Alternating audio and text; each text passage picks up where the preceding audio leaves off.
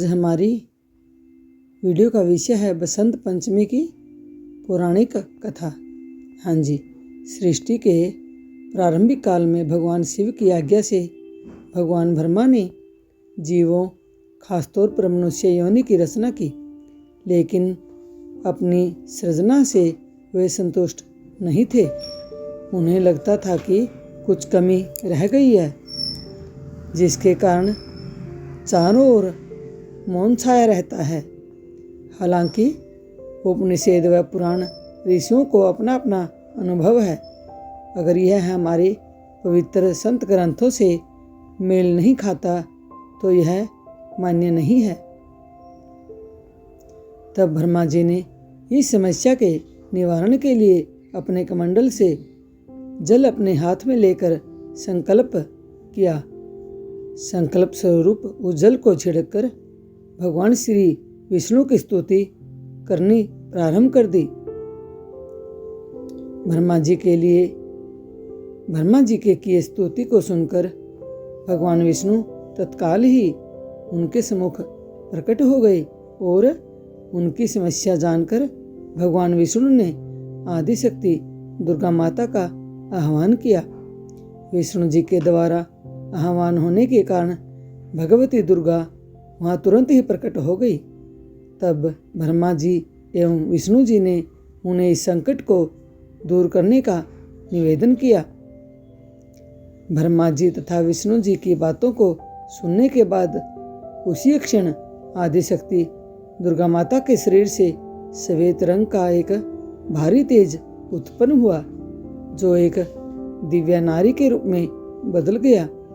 यह स्वरूप एक चतुर्भुजी सुंदरी स्त्री का था, जिनके एक हाथ में वीणा तथा दूसरे हाथ में वरमुद्रा थे।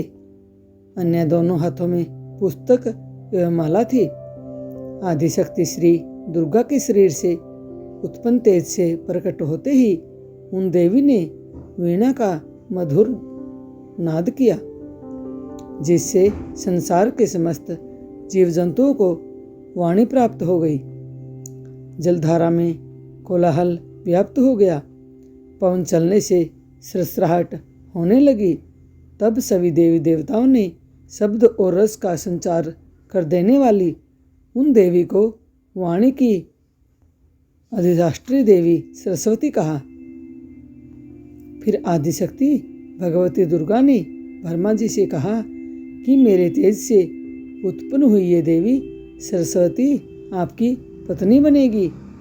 जैसे लक्ष्मी श्री विष्णु की शक्ति है, पार्वती महादेव शिव की शक्ति है, उसी प्रकार से सरस्वती देवी ही आपकी शक्ति होगी। ये ऐसा कहकर आदिशक्ति श्री दुर्गा सब देवताओं के देखते ही देखते वहीं से अंतर्ध्यान हो गई।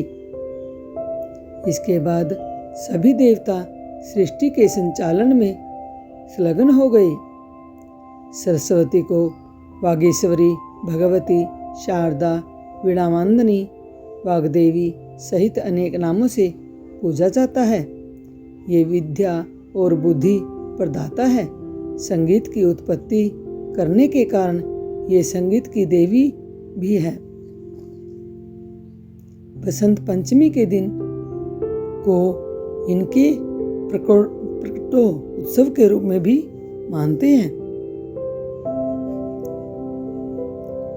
ये प्रेम चेतना है। सरस्वती के रूप में ये हमारी बुद्धि, प्रज्ञा तथा मनोवृत्तियों की संरक्षिका है। हम में जो आचार और मेघधा है, उसका आधार भगवती सरस्वती ही है। इनकी समृद्धि और स्वरूप का वैभव अद्भुत है। पुराणों के अनुसार श्री कृष्ण जी ने सरस्वती से प्रसन्न होकर उन्हें वरदान दिया था कि बसंत पंचमी के दिन तुम्हारी ही आराधना की जाएगी, और तभी से इस वरदान के फलस्वरूप भारत देश में बसंत पंचमी के दिन विद्या की देवी सरस्वती की पूजा होने लगी, जो कि आज तक जारी है। पतंगबाजी का तो बसंत से कोई सीधा संबंध नहीं है, लेकिन पतंग उड़ाने का रिवाज हजारों साल पहले चीन में शुरू हुआ और फिर कोरिया और जापान के रास्ते होता हुआ भारत तक पहुंचा।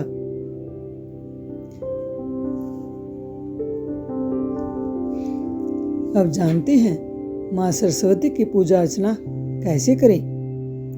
माँ सरस्वती की पूजा देवी और असुर दोनों ही करते हैं। इस दिन सभी लोग अपने घर, स्कूल, कॉलेज, कार्यस्थल पर माँ सरस्वती की पूजा अर्चना करते हैं और उसने ज्ञान मांगते हैं। हाँ जी, उससे ज्ञान मांगते हैं। इसके अलावा माँ को सिंदूर चढ़ाते हैं, श्रृंगार की बाकी वस्तुएं भी अर्पित करते हैं। माँ के चरणों में गुलाल लगाकर उन्हें श्वेत वस्त्र भी अर्पित करते हैं। आशा है आपको मेरी ये वीडियो अच्छी लगी होगी। वीडियो पूरी देखने के लिए धन्यवाद।